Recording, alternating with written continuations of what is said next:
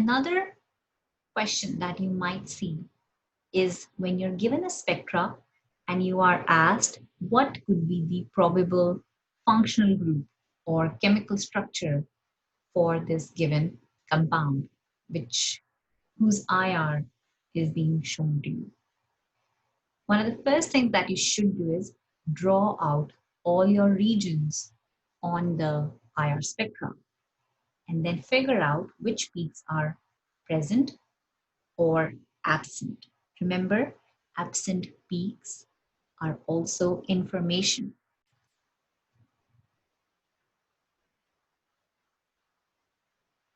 So on your IR, you will draw highlights and label those regions as 1, 2, 3, 4, 5, and so on and so forth. Let's say you are given this particular IR. You will see that there are no peaks in region 1. There are no peaks in region 3. There are no peaks in region 4. And you see sort of a peak in region 5. Now, this is where you need to understand your second part of the IR. First is to memorize and understand what peak types or bond types appear in each of these regions. And you need to know the region's ranges. And the second part is to ignore all of the outside peaks. All of this is noise for us. This is the fingerprint region. If you go back to the region 5 of your packet, you will see that peaks may appear in region 5, but if they are not as distinguished as you want them to be, we will say that C single bond O peak is absent. And hence, for this particular region, where a distinguished C single bond O peak is missing, you will say that all the peaks except for region 2 are absent. I'm going to write sp3ch and or sp2ch peaks may be present, because the only kind of peaks that are present are in region 1. Nothing in region 2, nothing in region 3, nothing in region 4, nothing in region 5. So going back to our packet of region 2, which of these peak shapes does your IR have? Do you have this left shoulder and then the multi-pointed, or you just have a multi-pointed peak for your IR? We see that you do not have a left shoulder, and hence your sp2ch is also missing. The only peak type that you have in this is the sp3ch compound. And if I give you a few choices,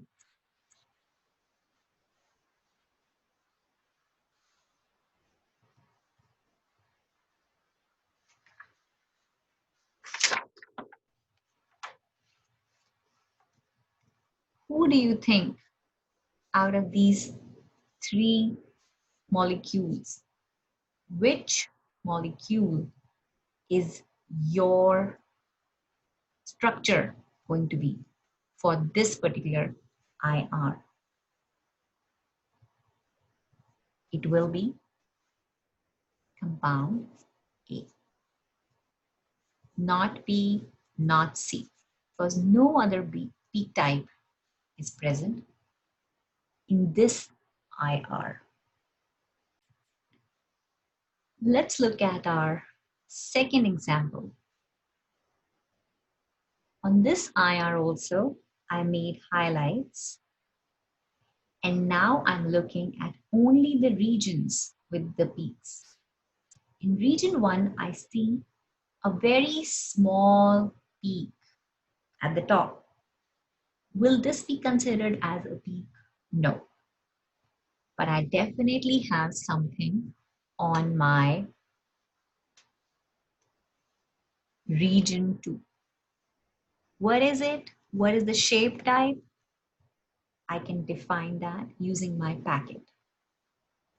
I do not have anything in region 3. I do have something in my region 4. Strong peak. Region 2 has multi-pointed peak.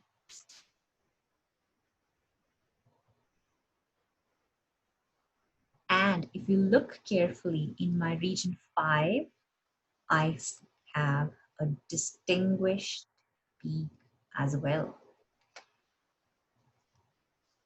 A strong peak for my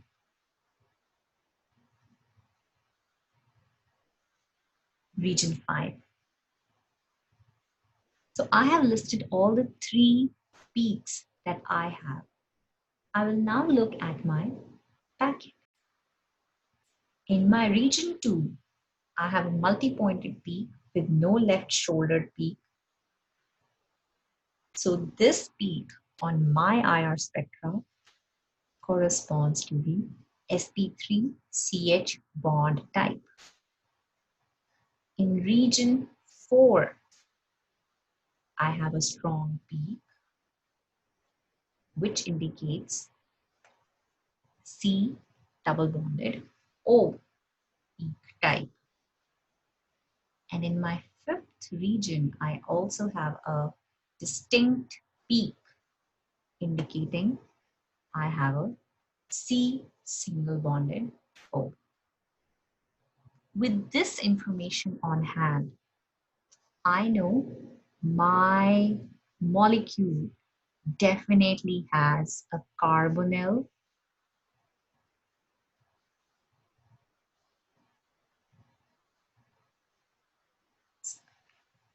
sp3 carbon hydrogen bond. sp3 carbon hydrogen bond. And what functional group is this? This is an ester. So from my IR, I could figure out my bond types. From the peaks, I could figure out my bond types. This is up to me if I know my functional groups, how I arrange these molecules. You would rarely be given a molecule like this, where the carbonyl and the C single bond O will be at a distance. You will not get a molecule like this because this is not a functional group. This was my made up example. One of your major works this week should be to look and memorize all the functional groups listed for you. Let's look at our next example. So in this example, I see I have a region 1, which is strong, round peak. I have a region 2 with no left shoulder, but just multi-pointed. Yes, this is multi-pointed.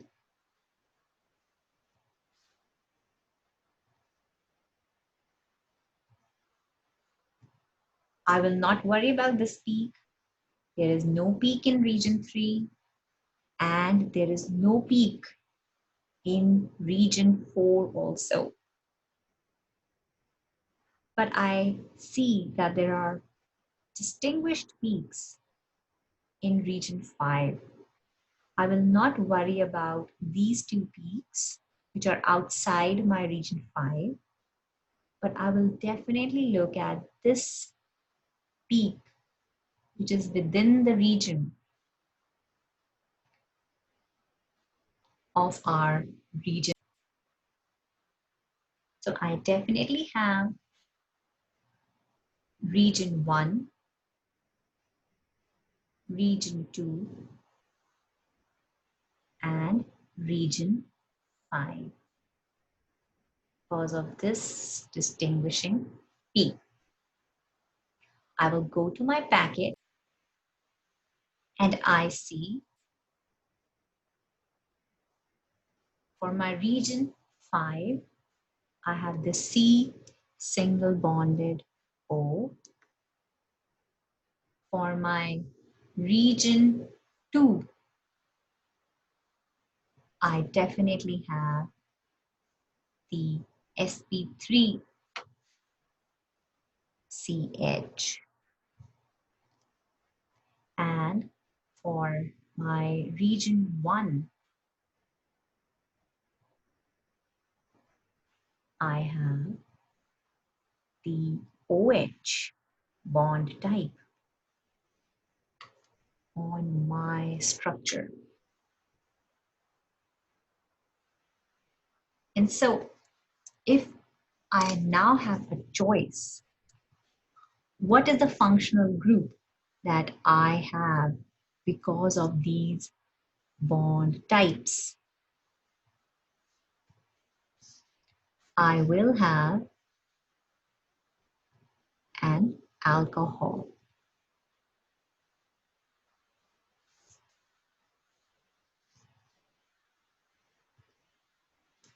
As my functional group. If that is the case, and now if I look at these three options that I have out of A, B, C, which IR will this molecule belong to, or this spectra belong to?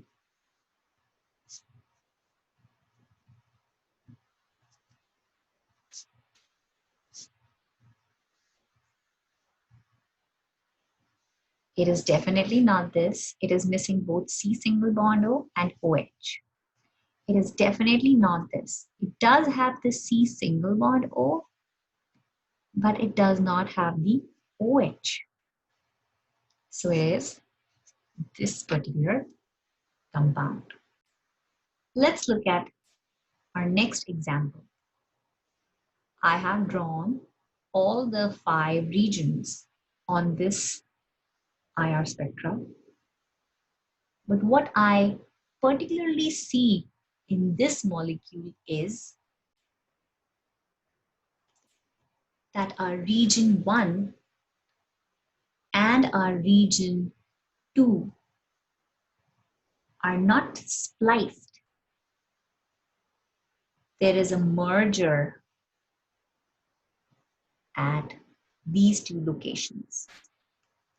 There's nothing in region 3, something in region 4, and definitely something in region 5 also. So when we list out this particular molecule, let's look at region 1 and 2 as merged. And then region 4 and region 5. Strong, strong. Looking at our IR packet, we see that the only place in region 1 where we could have merger is when the OH is next to the carbonyl. So this is a very special arrangement when region 1 and region 2 are merged together. And this is what I'm going to record as my bond type, COOH. And I will also record for my sp3CH. So do not forget this, that both of these region 1 and region 2 are merged together and are mentioned as 2500 to 3500, which is over the region 1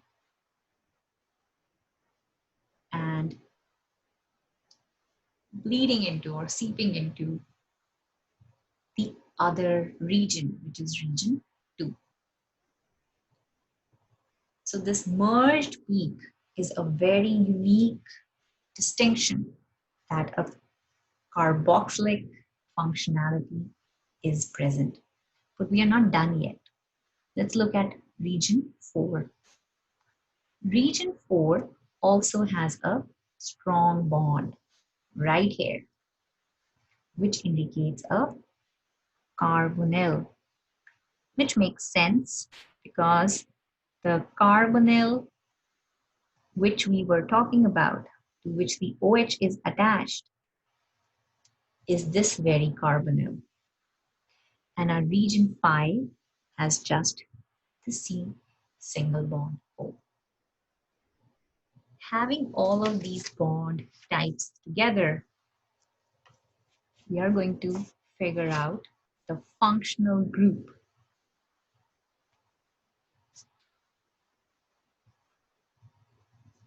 from this.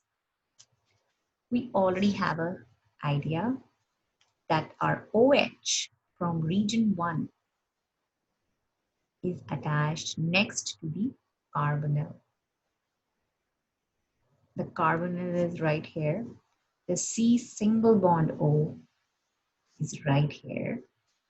And I also have my sp3 carbon hydrogen bond. And there might be anything else attached to it. There might be a phenyl ring attached here. There might be a long chain. There might be a branched chain attached. It does not matter. It does not even tell you how many atoms of your OH group will be there, or how many hydrogen atoms are there, or how many carbon atoms are there. The only thing your IR will tell you is the bond type that are present on your molecule. Based on this, you will look and find your functional group.